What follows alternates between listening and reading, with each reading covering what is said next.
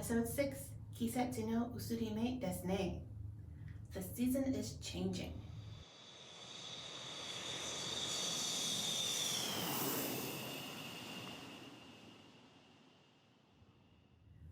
Konnichiwa, minasan, and welcome to Elizabeth Goes to Miyazaki, Japan. Watashi wa Elizabeth desu. I am Elizabeth. And in today's episode, 季節の移り目ですね. The season is changing. But first, 1週間どうお過ごしでしたか? How was your week? It is almost Thanksgiving, and I am still thinking about my menu, but all I know is that I would like it to be a good one.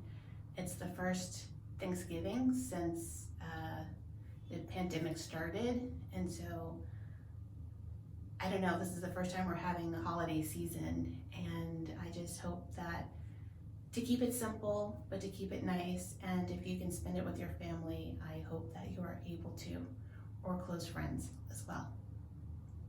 So in today's episode, 今日何を作るでしょう? What am I making? Nikujaga, which is a meat and potato dish, very popular in Japan. And for the cultural note, bunkasai. スウェッターが恋しくなる季節ですね。スウェッターが恋しくなる季節ですね。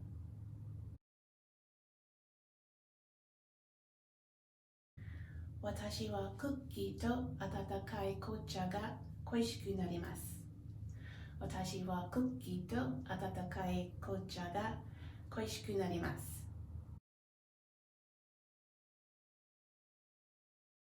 外に出ず家の中でじっとしていたいです。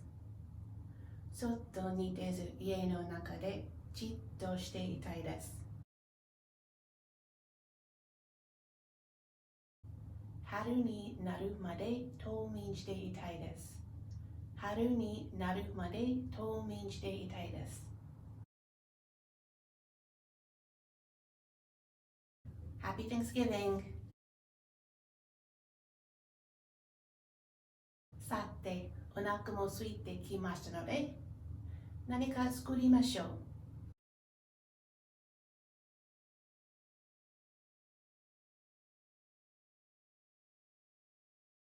Konnichiwa, minasan. Today we're going to make the Japanese popular dish, Nikujaga. You will see that some of the ingredients are very similar to beef and potato stew, but this is Japanese style, so the method and some of the other ingredients will be different.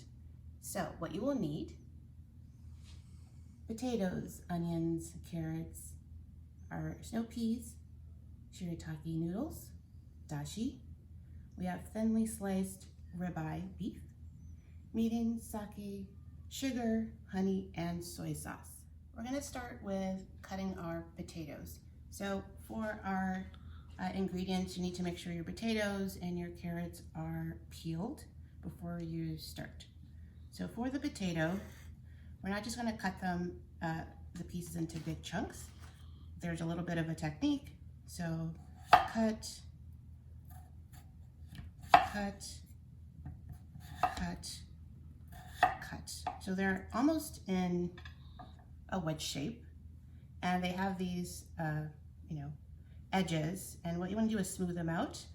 My knife skills aren't great enough, so I need to use a little bit of a peeler to sort of flatten out the edges. I guess the fancy French term for this is tourner, but you can see that I have taken away the pointy edge.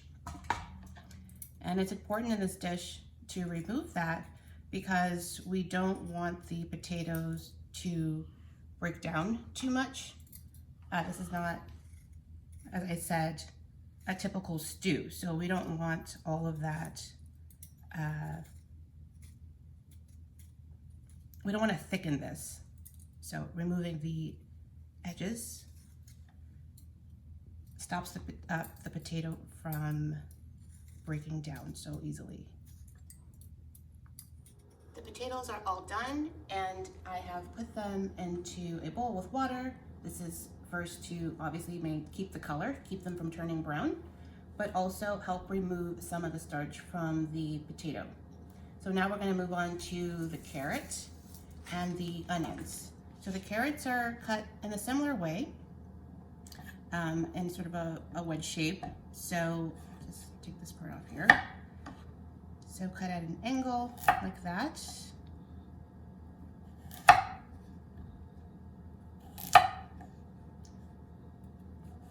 And this is almost, I would say, like a triangle, but this is to give you more of a surface area.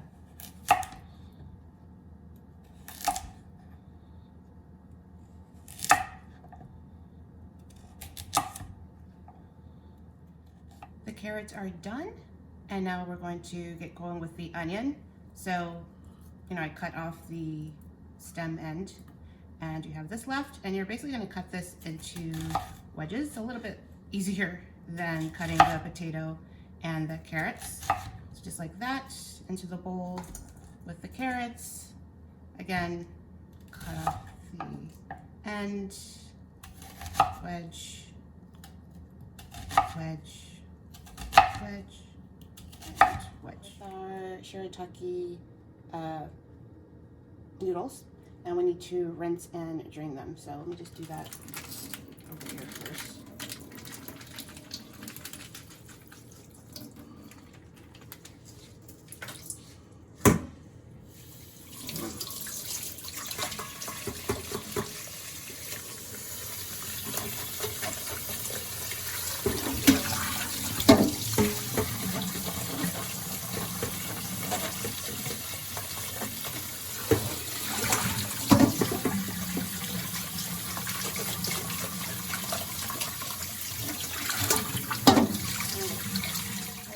We've got the shirataki noodles all rinsed and drained, and you can see that they are very long, so we just need to quickly chop them.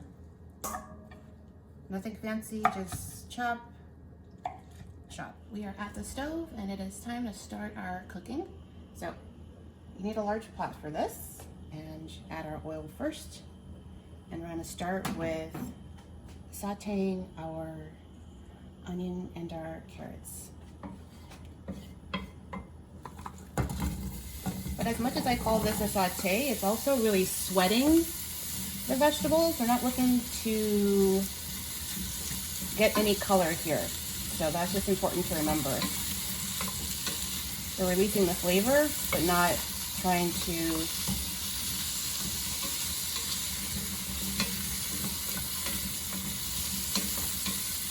make it look brown or anything. So while you don't have to stir all of the time, you'll stir frequently. Okay, so our onions and carrots have been cooking for like a minute or two. Now it's time to add the potatoes.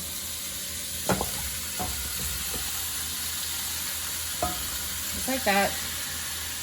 Have your heat on medium-high. And as you can see, the potato, as I said earlier, we've cut it in a certain way. We've removed all the edges to make it flatter. Potatoes will break down a lot quicker than the onion and the carrot, which is why it is so large compared to all the other veggies. So I know usually everything is cut the same size, but in this case you want to make sure your potato is cut a lot larger than your other ingredients. We're not looking for the potato, as I've said, to break down. We want it to keep this shape until the very end of the dish. Okay, so everything's been cooking for a while. We're at the point now where we can add our dashi, but I just want to show you what you're looking for. The onion has become translucent, but it's not too soft, just translucent. And our potato, you can see around the edges, it's starting to also become translucent or clear. The middle still needs to cook, but this is what you're looking for. So at this point, you add your dashi, your sugar, your kneading, and sake. So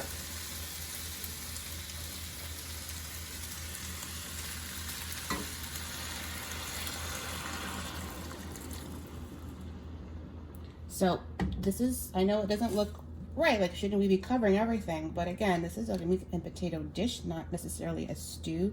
So we are not looking to submerge everything in liquid. And you'll see how this works a little later. We're actually going to add a lid to this later for the final cooking, and that's how everything will cook evenly. So we've added those ingredients. We're going to just turn up the heat a little bit and bring it to a boil. Our dish has come to a boil, and now we're going to add our next two ingredients. We have the soy sauce, and we have honey. And the honey, the addition of honey, is to add a little bit of a sheen to the dish, a sheen or a shine. Obviously there's already sugar in here, so it's not really to add more sweetness. It's really just for the effect of that honey brings. After you add your soy sauce and honey, it's time to add the beef. So what we're going to do here is not add the beef to the whole pot, but only to like half of the section, and you'll see why in a second. So just one piece at a time, drop it into the pot like that. I'm going to push it down.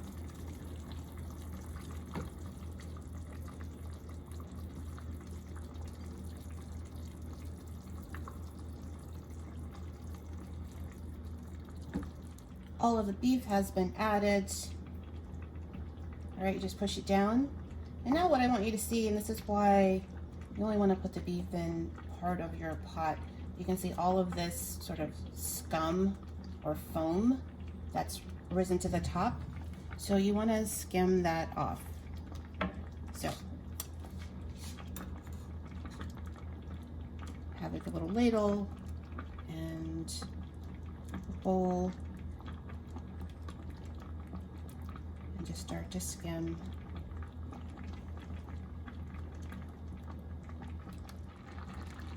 All right, here we are. As you can see, the foam, I would say, is 90% gone. I mean, we're people, not machines, so you do the best that you can, but you want the liquid to be as clear as possible.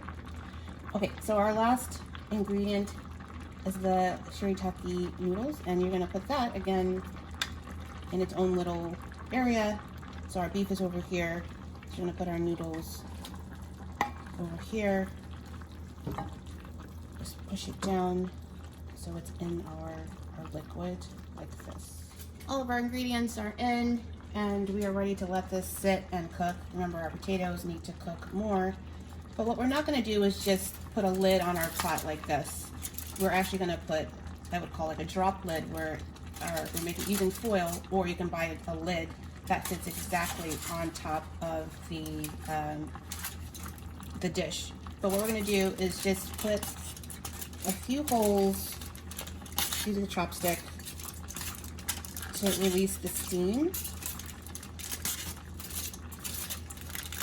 And what this is going to do is stop the veggies from moving around a little too much, and it's going to help keep the steam and the flavors all in the pot. So we don't want to lose too much. All right, and just make sure, you know, that you fold your edges back and there's no risk of dropping foil into your dish. Doesn't need to be fancy.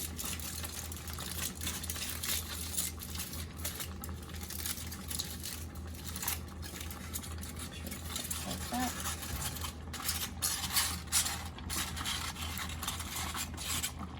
And it fits just like that.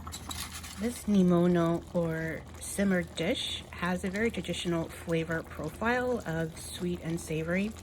So So the soy sauce, the sake, the mirin, the sugar, you'll find that in a lot of Japanese cooking. But what I will note is, even though we did add sugar, this is not a particularly sweet dish. So don't feel afraid because there is a little bit of sugar. It doesn't overpower, and really the point is balance. The beans on the side. Our Nikujaga is done, and I just wanted to show you, when you're plating it up or you're doing your presentation, you want a little bit of everything. So our potato, our carrot, our onion is in here somewhere, our noodles, and our beef. And I just also want to show you that there's not a lot of our broth in here.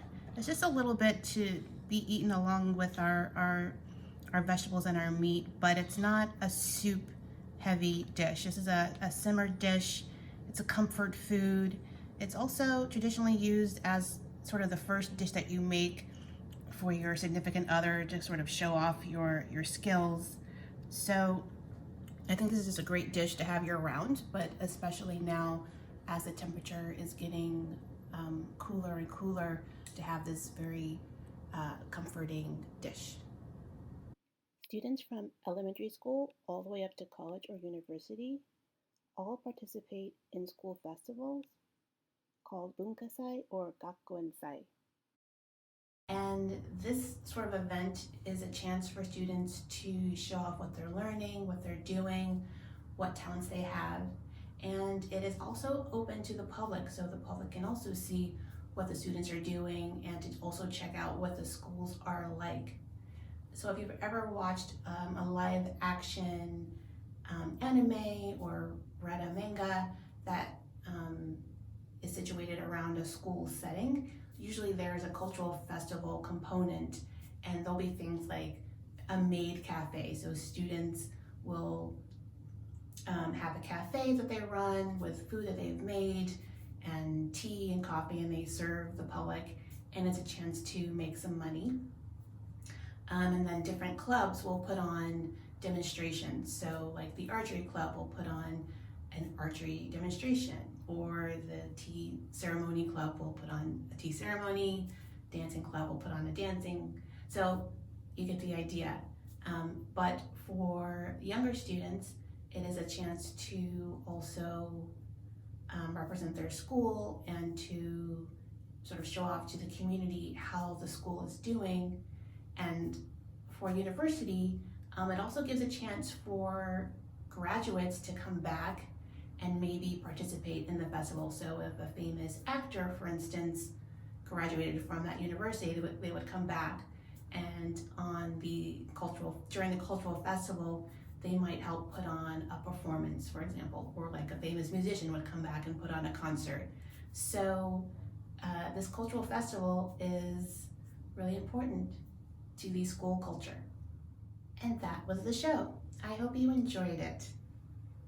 In today's cooking segment, I made the Nikujaga, which is a very traditional meat and potato dish in Japan. And while it's available year-round, it just feels really appropriate right now to eat this sort of comfort food, meat, potatoes, and noodles. It just really fills you up and makes you feel warm from the inside. And while there is meat, there's not too much, which I enjoy. I like a little bit of meat with my veggies. So it flavors the dish just enough, and even with that little hint of sweetness from the sugar mixed with the broth, the dish just really has a nice balance of sweet and savory and umami. So I hope you give Nikujaga a try. And now it's time to say goodbye. どうぞ今回の全内容を私たちのウェブサイトからチェックしてください。日本語のひらがな、カタカナ、漢字でも書いてあります。Please check our website for all of the show notes and episode content. There's a blog, there's a page for cooking, and all of the Japanese that I use in the show is also there, written by my husband.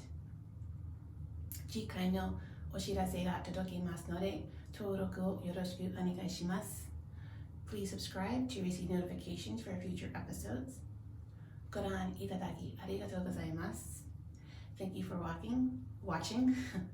次回にまたお会いしましょう。See you next time.